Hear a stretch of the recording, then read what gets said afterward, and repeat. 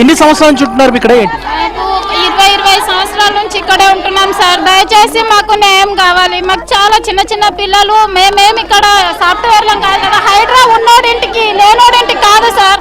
ఇక్కడ హైడ్రా పెడతారని మా కడుపు మీద కొడుతున్నారు. ఇది రెండోసారి అయింది. చూడండి, పొద్దున్న నుంచి పిల్లలకి తిండి నీళ్లు లేవు. మా పరిస్థితి చాలా ఘోరంగా ఉంది. దయచేసి రేవంత్ అన్న మిమ్మల్ని వేడుకుంటున్నాం, మమ్మల్ని కాపాడండి, మమ్మల్ని హెల్ప్ చేయండి. మమ్మీ మాట్లాడు రేవంత్ అన్న, మాకు దయచేసి ఇక్కడ హైడ్రా అంటే మేమే భూ కబ్జాలు చేయలేదు, భూ కబ్జాలు చేసి మేము బతకట్లేదు. చాలా చిన్న పిల్లలు, కరెంట్ లేదు సార్, ఇక్కడ కరెంట్ లేదు, పిల్లలకి ఎగ్జామ్స్ వస్తున్నాయి, పిల్లలు ఏం చదువుకోవాలి సార్? దయచేసి మాకు హెల్ప్ చేయండి రేవంత్ అన్న, నీకు దండం పెడుతున్నా. మా పిల్లలు ఆగమవుతున్నారు, మా పిల్లలకి హెల్ప్ చేయండి రేవంత్ అన్న. అంతే, మేమే కబ్జాలు చేయలేదు. పిల్లలు పొద్దున్న నుంచి తిండి నీళ్లు లేకుండా పొద్దున 5 గంటల నుంచి తిరుగుతున్నాం సార్. చూడండి ఇక్కడ మేము ఎట్లున్నామో చాలా పరిస్థితి ఇక్కడ మీకు కనిపిస్తుంది. కానీ ఎట్లయినా మాకు మాత్రం న్యాయం చేయాలని మేము కోరుకుంటున్నాం. మాకు పక్కా న్యాయం చేయాలి సార్. హైడ్రా ఉన్నోడింటికి సార్, లేనోడింటికి కాదు. గరీబోన్ దగ్గర ఏం హైడ్రా చేస్తారు చెప్పండి?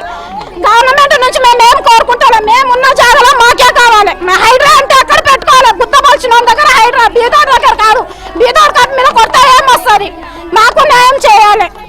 చూడొచ్చు, ఇక్కడ మహిళలు అంతా కన్నీటి పర్యంతం అవుతున్నాను. తాము ఎన్నో సంవత్సరాలుగా ఇక్కడ రూపాయి కూడబెట్టుకుని 308లో మేము ఇల్లు కొనుగోలు చేశాము, స్థలాలు కొనుగోలు చేసి ఇల్లు కట్టుకుని నివాసం ఉంటున్నాము. ఒక్కసారిగా వచ్చేసి ఇలా తమను రోడ్డు మీద వేయడంతో అందరము రోడ్డు పాలయం అంటూ కూడా కన్నీటి పర్యంతం అవుతున్నటువంటి పరిస్థితి. ఇక్కడ చిన్నారులు కూడా ఏడుస్తున్నారు, కన్నీటి పర్యంతం అవుతున్నటువంటి.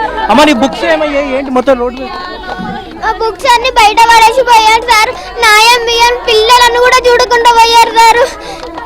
ఇల్లు కూలగొట్టినారు, 3 రోజుల నుంచి ఇల్లు కూలగొడుతున్నారు సార్. పిల్లలను కూడా చూడట్లేదు. నాలాంటి పిల్లలు ఎన్నో మంది ఉన్నారు సార్. రేవంత్ రెడ్డి సార్కి ఏం చెప్తావు మరి? రేవంత్ రెడ్డి సార్ మాకు సాయం చేశారు. 3 రోజుల నుంచి అడుగుతున్నాం సార్. 5 గంటల నుంచి ఏం తింటలేం సార్. నీ బుక్స్ ఏమయ్యమ్మా మరి? నీ స్కూల్ పరిస్థితి ఏంటి మరి? ఇల్లు కూరగొట్టారు సార్. బుక్కులన్నీ బయట పడేసి పోయారు సార్.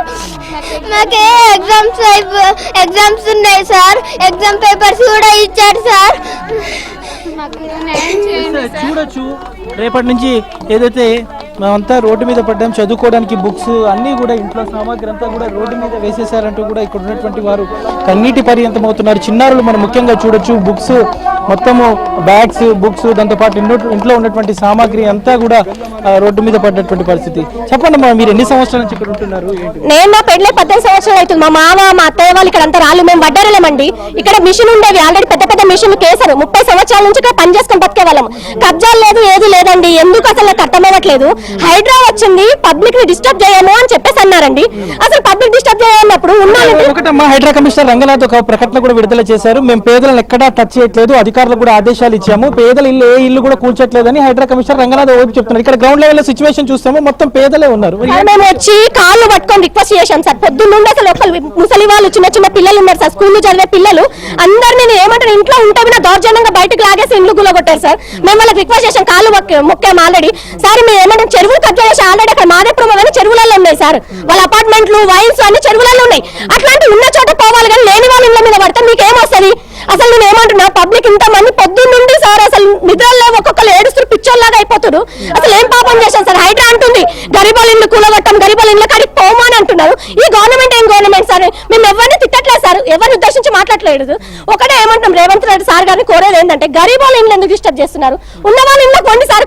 నిజంగా FTL చెరువు ఎక్కడుందో అక్కడ రియాలిటీగా చేయండి సార్. గరీబాల ఇల్లు 30 సంవత్సరాల ఉన్న ఇళ్ళని గులగొట్టడం మాత్రం కరెక్ట్ కాదు సార్. రిక్వెస్ట్ చేస్తున్నాము. మేము ఇక్కడ పని చేసుకొని బతక, ఇక్కడ అందరూ చూడండి సార్, పని చేసుకొని పొద్దున్న వెళ్తే సాయంత్రం వచ్చేవాళ్ళు.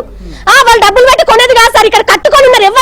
ఎవరికి ఆల్రెడీ 30 సంవత్సరాల సంది ఇక్కడ ఉంటే మేము ఉన్నన్ని రోజులు ఎవరేమల్లే. నిన్న మొన్న వచ్చి హైడ్రా మీరు ఇక్కడ ఉండకూడదు, కబ్జా చేసిరు అని చెప్పేసి వాళ్ళు అవ్వుకోవడం కరెక్ట్ కాదు సార్. ఇది పద్ధతి కాదు. చెప్పమ్మా, ఏంటమ్మా మీ పరిస్థితి?